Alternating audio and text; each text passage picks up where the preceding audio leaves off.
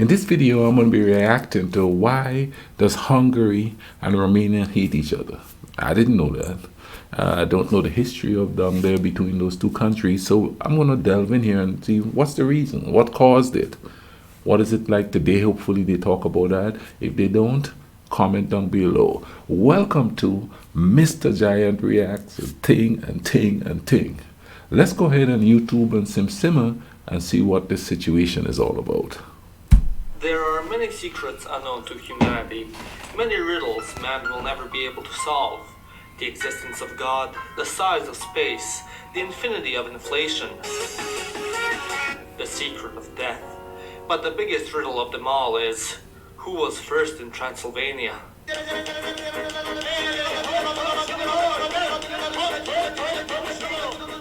When browsing the internet, one is prone to interacting with people from all over the world, and also observing different cultures interact with each other. For many of us, the most well-known rivalries on the internet are of those between the English and the French, Dad, are you dumb? Are you getting rude to me? the Europeans and Americans, and the Serbians and Albanians. Albanian boy?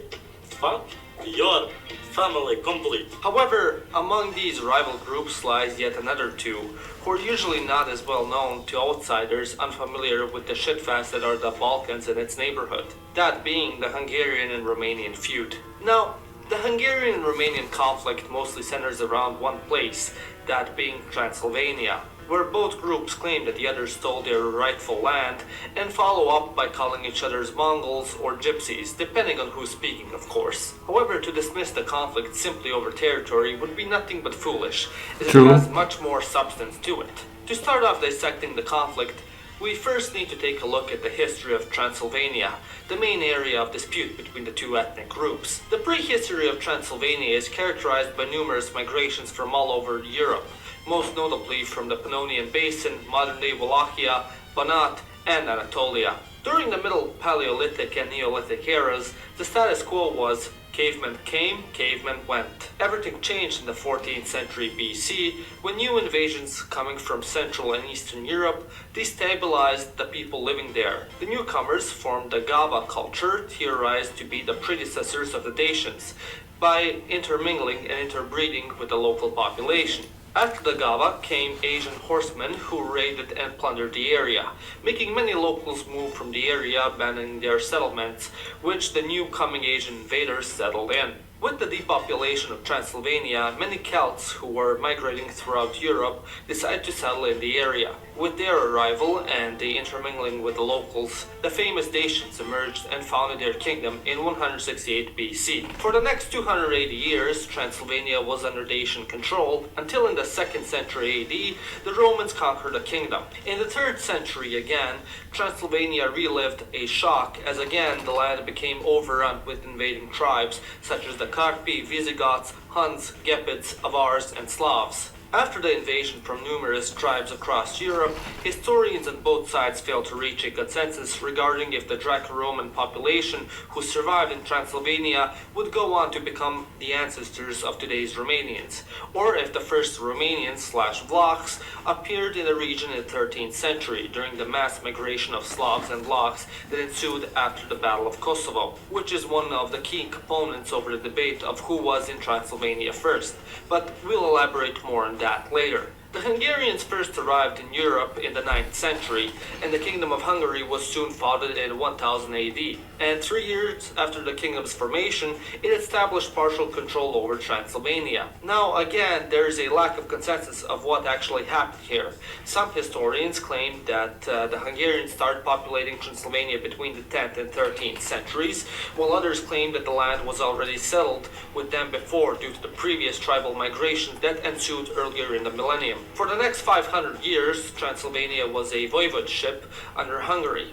In the 16th century, Transylvania became a semi-independent state known as the Principality of Transylvania, which still retained the rule of Hungarian kings. to which many Hungarians point at when saying that Transylvania belongs to Hungary, as throughout most of history the territory was under Hungarian rule. However, a counter-argument that follows by Romanians is, even though historically Transylvania was under the Kingdom of Hungary, many Romanians argue that Romanians living there made up a good part of the population and were continuously mistreated by the ruling class of Hungarians. In the testimony of Croatian Bishop Antun Vrancic, Vrancic noted Transylvania is inhabited by three nations: CKs, Hungarians, and Saxons. I should also add that the Romanians, who even though they easily equal to others in number, have no liberties, no nobility, and no rights of their own, except for a small number. Now again, like most of the things previously mentioned in the video, Vrancic's testimony is interpreted differently by both sides,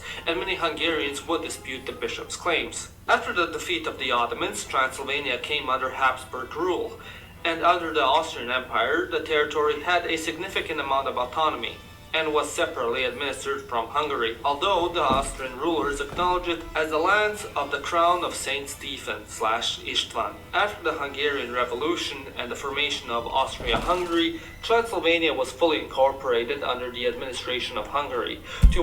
Now, yeah, some people are gonna like probably be mad at me for saying this. Don't care.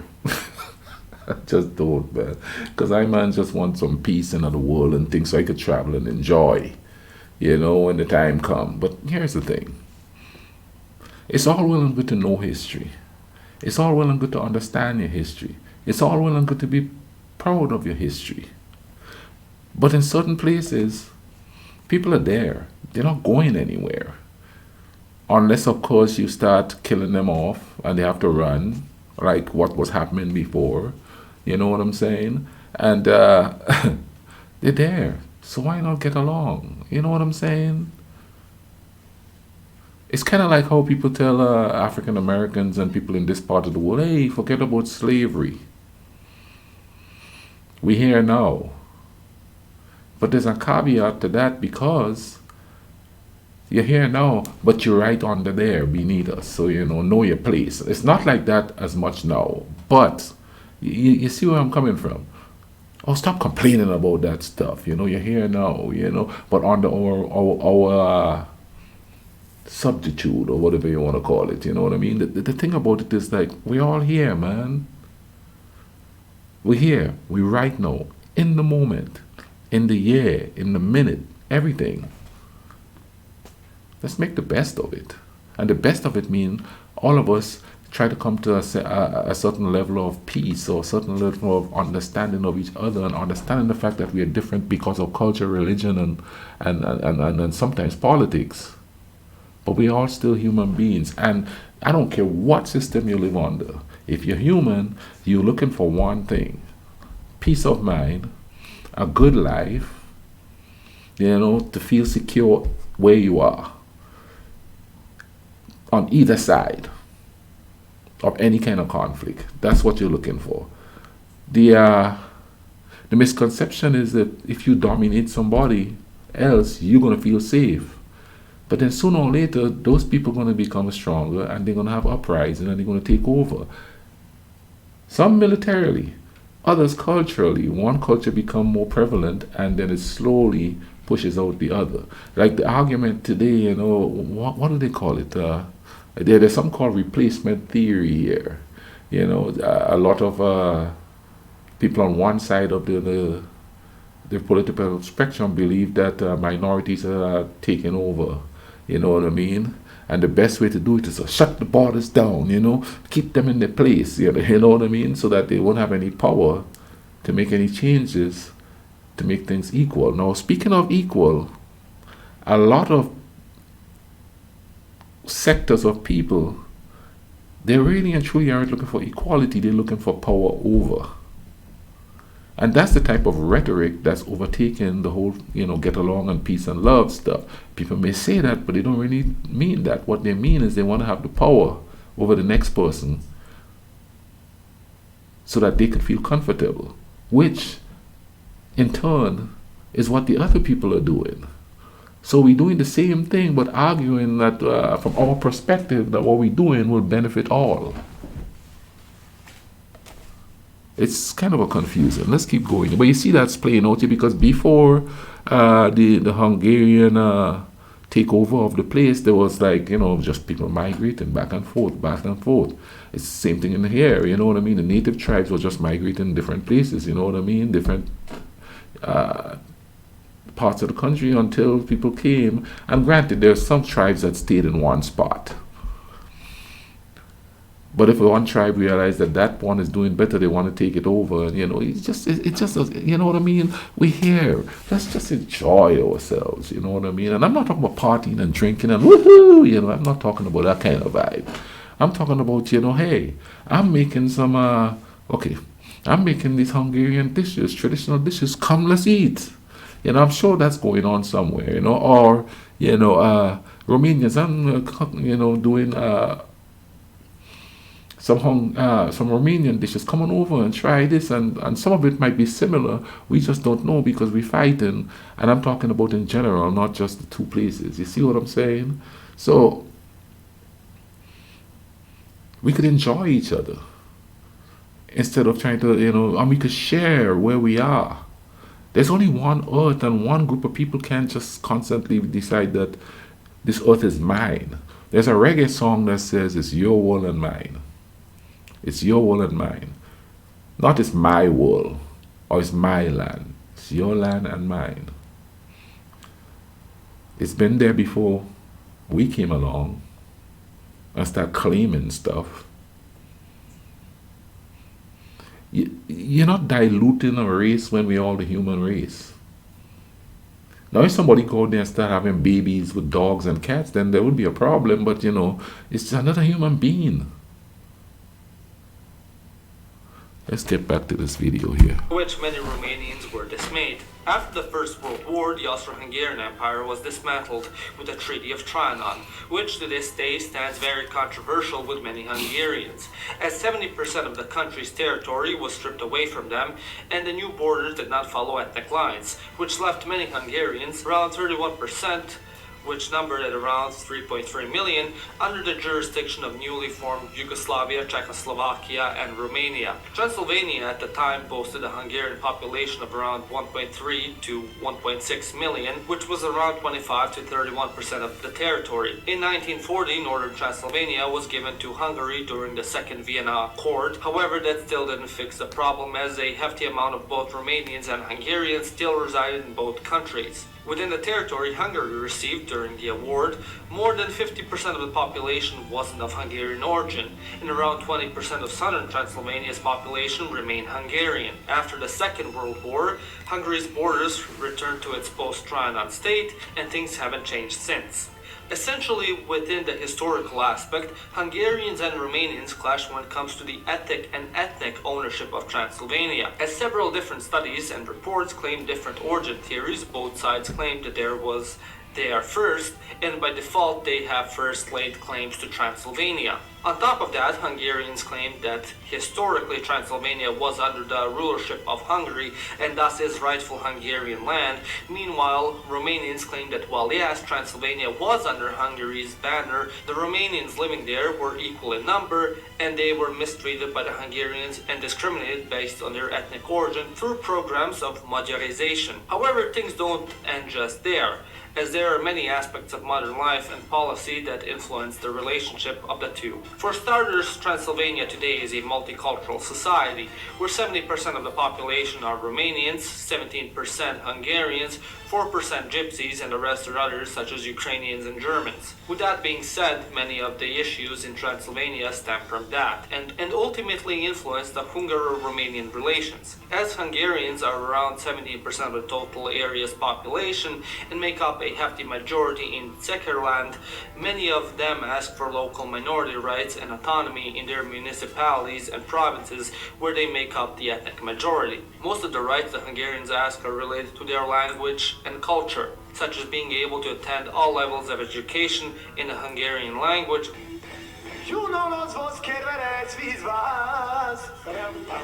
as well as having ethnic representation in government institutions related to their communities. In theory, the Hungarian minority has extensive support for its culture and language in all subjects in all levels of education, except for the subjects of grammar and Romanian literature.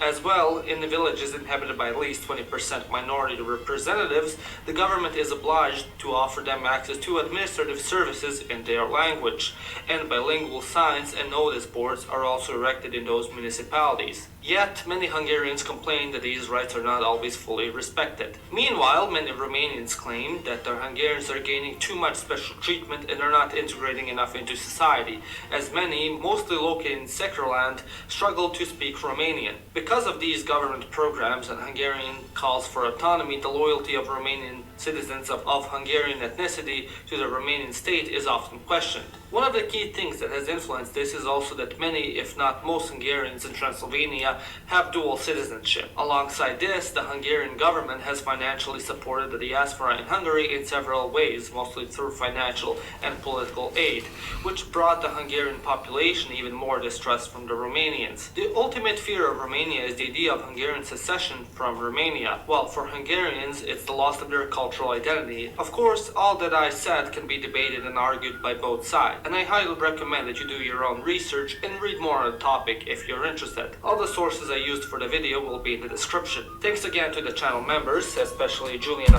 That's quite interesting. It's also quite an interesting look at how these things pan out. And it pans out all the same all the way around the world. You take away a lot of the stuff and just get down to the human aspect of it, And it's all the same thing. And we keep making the same mistakes. It's quite obvious that these people could get along because they are living in a multicultural city in Transylvania. And I'm talking about the people. You know what I'm saying? If let's okay, let me draw a reference like this, okay? Check this vibe out. Where I live, black people go to work, white people go to work, they struggle, and by far and large they get along because they have the same struggles. And they understand that they have the same struggles. But when you have people in power who need them to be separate so that they could control them and keep them at a certain level of living, then that's where the chaos comes from. If we weren't getting along, I wouldn't be able to walk down the street and pow, pow, pow, get taken and stuff like that. So it's quite obvious that they recognize that that's just another human being struggling to make ends meet. But once the politics of things come into it, that's where they start going, well, you want everything and you want this, and oh, this is happening to me because I'm black, or this is happening to me because I'm white, this is happening to me because of this and that and the other. That's when the politics come in. If people can't get along, we definitely won't have interracial mixing like they had during all the times before there, where all these migrant people were going back and forth through that region. You know what I mean? I'm not saying there weren't conflicts. There will be conflicts, but the point is they had to get along at some measure in order for that whole society there to survive. I don't know if that's making sense to you all. It's making sense to me because I'm just trying to find a way to where we could get along. And I know somebody had put in the comment section, you want utopia. No, there's no such thing. People gonna die. People gonna get sick. There's natural disasters like hurricane, typhoon. There's no such thing as utopia living in this world if we take in the complete essence of it and stop acting like if we're the only things that are here and we're the only things that could affect whether or not we'll be happy or feel safe. We can't control a hurricane. We can't control an earthquake. But we can control how we treat each other. The utopia, well, not the utopia, but the peace of mind is this, that we live in not utopia, but we live in an unpredictable climate, let's say, an unpredictable natural world, And it would be good to know that We getting along to the point where when one person is hurt, the other gets help from that person. And I'm not talking about, oh, the government is sending money and everybody's like, oh, praise, they're doing such a good deed. I'm talking about each other, period. Just us common folk. Have some empathy and some compassion for each other, you know, instead of letting ourselves be pitted against each other because of some history or some politics or some religion or something like that. We smart enough. See, people always tell me I think simplistically. Well, if I'm thinking simplistically, then that should make it simple to get to the point where we understand those things. Especially since we think we're so smart, we're smarter than dogs, we're smarter than cats, we're smarter than fish, we're smarter than everything else. If we're so bloody smart, how come we can't figure out that we don't have control over everything except how we feel about each other? You know what I'm saying? Without being influenced by what other people think we should be. Because those people who are telling us how we should think are the ones that are living up there, while the rest of us struggling, fighting for the breadcrumbs. You understand what we say? It's all about the peace and love. You understand what I say? I hope you guys enjoyed this video with me. Probably learned something from it and all of that. If you like it, hit the like button for me. You know what I mean? Please get in the comment section and discuss. Not fight, not call each other names. And I'll be honest with you, I'm going to delete any comment where people are degrading each other. I gotta put up with that out in these streets every day. I don't want to sit down. I watch these videos because I enjoy them. I don't want to have to see that here. I know they're going to say, oh, censor, I could say what I want. Fine, go somewhere else where everybody else is angry and miserable and do that. Not here. You all take care of each other, all right? Description in the video. The link is in the description, so you could go check it out for yourself and thing, you know what I mean? And hey, let's take care of each other, all right? Cool runnings.